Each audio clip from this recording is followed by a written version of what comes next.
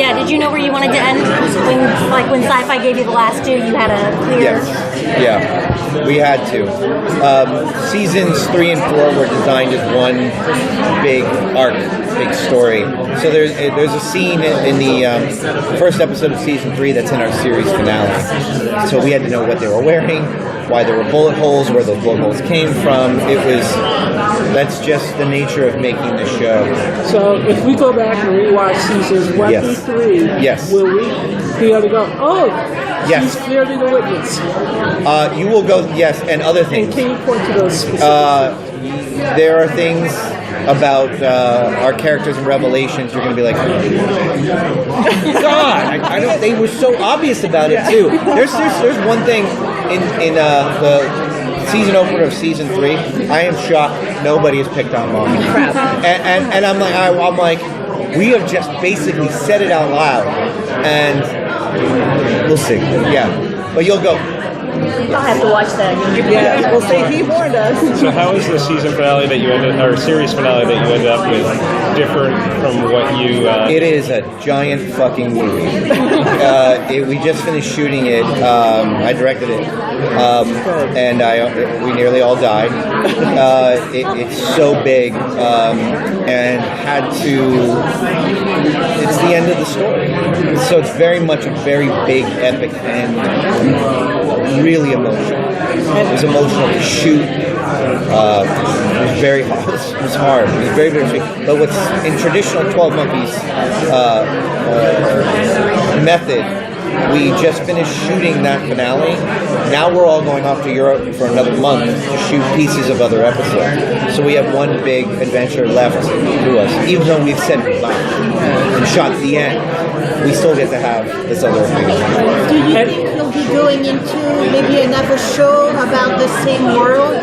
Some sort of spin-off? I would love to do a Jennifer Lawrence spin-off, but I need the press to demand it. We are demanding and if you demand it, then I will happily shoot that. I would love to do that. That would be fun, actually. Yes. Yeah. Would you keep the same deep philosophical undertones that you The same what? Philosophical undertones? I think a Jennifer show, though, would be different.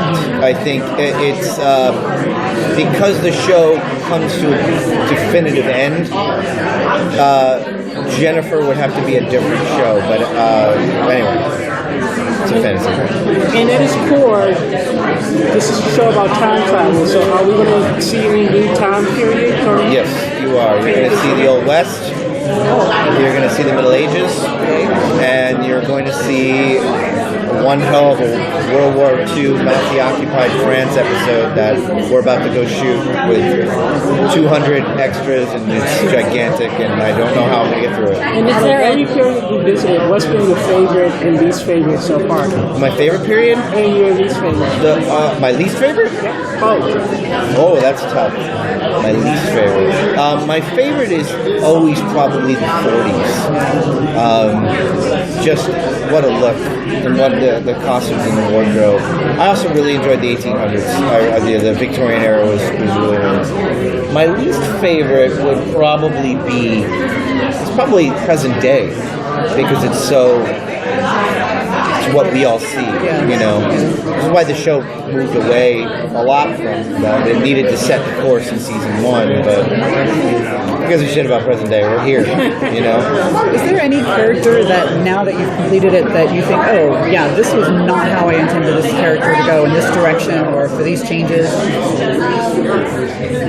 Any surprises that you created along the way? Any characters that have surprised, been like a surprise?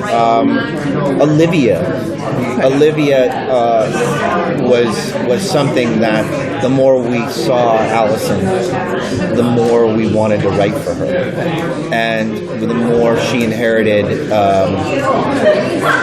There was going to be another character in season 2, and we were just making Olivia.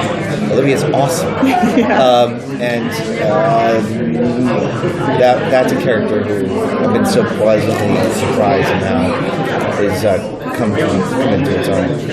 Now, has the ending changed at all from what you originally pictured when you first started the series? No, the last moment I always knew what the last moment was. Its choreography is a little different, but it is the last. From season 1 when I knew it had to be. It's a show. Yeah, there's not a lot I can say about it, without telling you one direction of where it goes. What kind of party message do you give fans? My party message to fans is just thank you for watching. Thank you for being passionate and enthusiastic about it, because we're still a small show. I think we're not a lot on the radar that much, but the people who do watch it are very passionate, and we're really grateful to have them along for the ride, and they're the best. And do you have any idea what your next project's going to be, or what genre it's going to be? I have a bunch of things in development right now. I got to get through this. This is too. I gotta after we wrap. I still have several months of post, so I'm gonna live with 12 Monkeys for a little longer before I. What made you decide to create the show?